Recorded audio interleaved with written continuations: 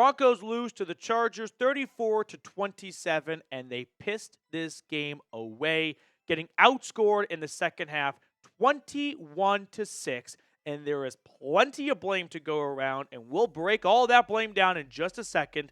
But first, the playoff picture.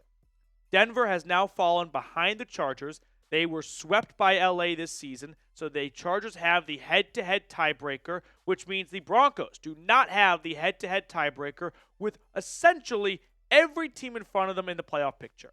The Chargers, the Ravens, the Steelers, and for now, the Chiefs.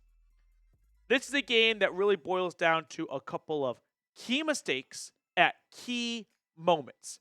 Two really jump out to me, though. The end of the first half, which I know everyone's going to rush to say that is the deciding moment in this game. It gave the Chargers momentum. It made it a one-score game at the half.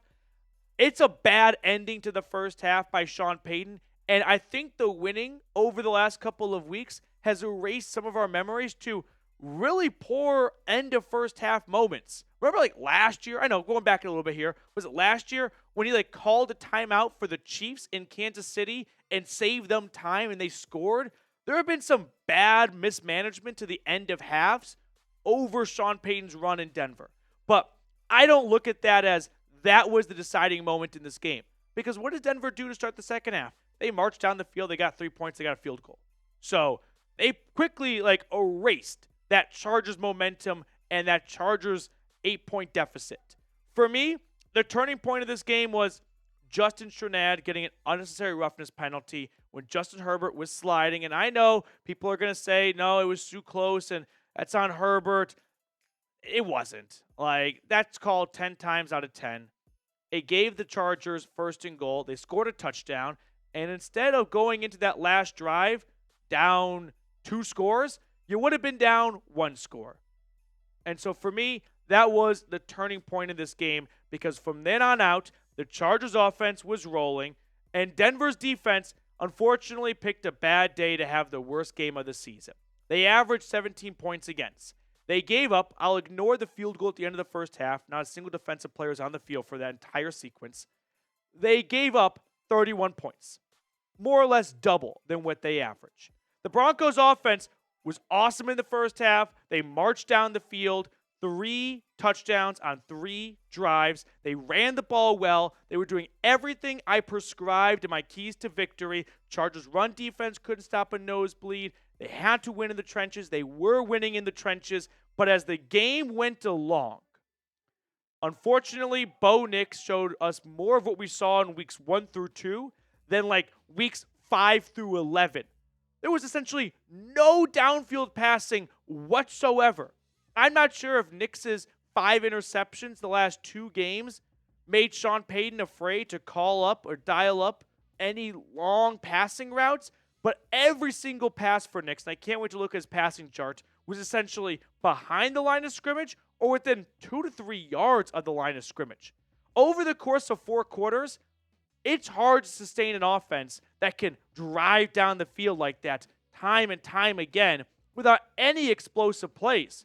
And the one opportunity when you had a big explosive play option, Nix throws one of the worst underthrown passes in recent memory.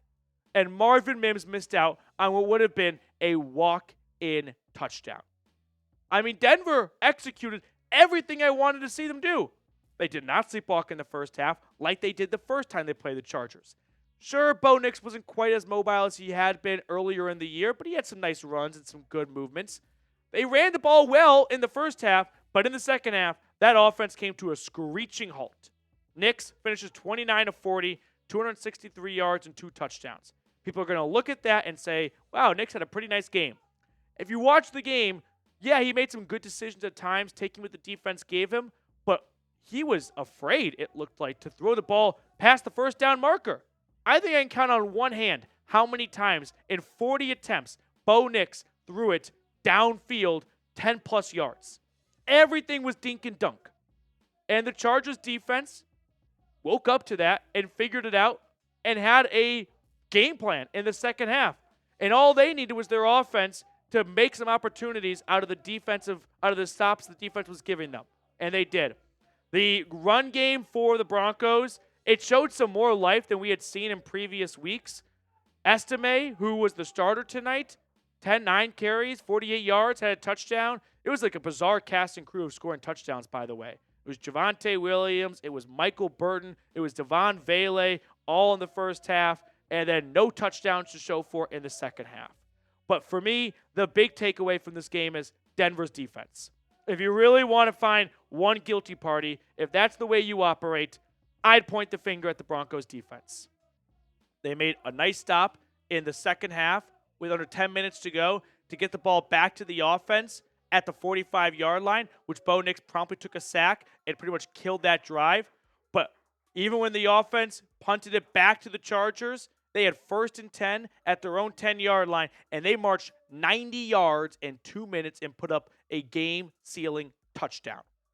But everyone also wants to talk about that decision by Sean Payton to punt it back to the Chargers with a little under 5 minutes to go on 4th and 6. I'll say the unpopular opinion. I agree with that move, and I'll tell you why in just a second. But first, a quick shout out to our friends over at Game Time. Game Time has a new feature called Game Time Picks that makes getting tickets to see your favorite teams play live even easier. Game Time Picks filters out the fluff to show you only incredible deals on great seats, so you do not have to waste time searching through thousands of tickets. One thing I love about Game Time is their all-in pricing option.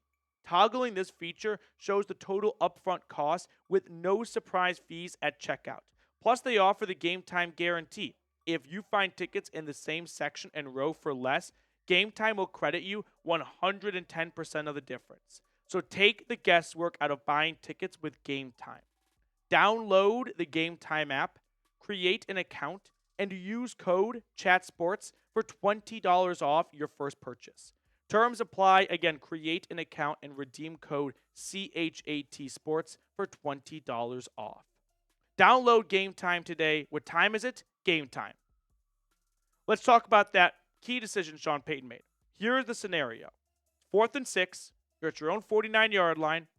Under 5 minutes to go. And they punted it. And the next time they got the ball, they were down 2 scores. I know on paper that looks like a cowardly punt.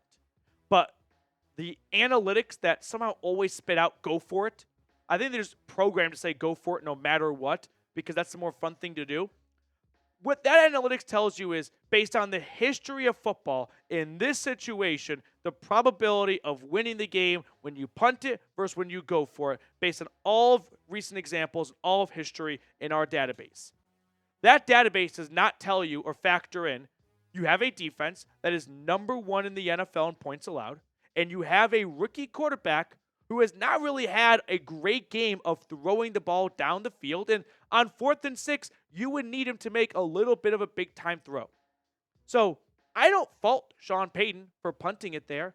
Had he gone for it and the pass was incomplete and the Chargers took over at midfield, everyone would be ripping him to shreds for giving the Chargers the football at midfield when you're only down 3 and your defense has been so good all season long. It didn't work out this time, but I would say that's the right decision every time. If your defense, which is a very good defense, is playing as well as Denver's defense has all year, I don't mind him trusting his guys. Unfortunately, this time it backfired, but I'd say over the course of a season and a large set of data, that decision would work out well for Sean Payton. Herbert was accurate. I mean, I think up until like the last drive-ish, he was 20 for 24. The ball hardly hit the ground all night for both teams. 284 yards. Shout out Chris Abrams-Drain. He got his first interception. He's played very nicely while Riley Moss has been out, but hopefully Moss can be back on Saturday. Let's talk about what's next for Denver now. We'll peek at the playoff picture one more time here because the Broncos have 2 more games. They have a little bit of a mini-ish bye because they play next Saturday in Cincinnati, whereas the Bengals are going to play on Sunday, and they'll have 6 days of rest compared to Denver's 9 days of rest. But here's the situation. Here's the playoff calculator. Broncos still have a very high chance of making the playoffs. In fact, even if they were to lose next week in Cincinnati, they'd have around an 81% chance of making the playoffs. If they lose the next 2 games, Bengals and Chiefs, their playoff probability falls down to about 51%. It's really simple. If the Broncos win one more game in their last two, they clinch a playoff spot automatically. If the Colts, the Dolphins, or the Bengals lose a single game in the next 3 weeks, they are automatically eliminated. So this Sunday, you are rooting against the Colts, the Dolphins, and the Bengals. That's really what it comes down to. The nightmare scenario for Denver is Broncos lose out and Bengals win out. Dolphins, one of those teams wins out. That's when it gets hairy. And we can cross that bridge when we get there. Let's hope we don't get there. But that's basically what's at stake for Denver. Win, and you're in. You have a mini bye before you go and play the Bengals. We'll be on a little bit of a short week. It's kind of like playing on Monday night before a Sunday game. One less day of rest. Whereas you're coming off a Thursday night game. Get back home, recharge your batteries, and you got a game on Saturday in Cincinnati. Make sure to subscribe to the channel if you are looking for a Broncos YouTube channel that's going to keep you up to speed on all things for the blue and orange. Hit that sub button down below, and we'll see you guys next time.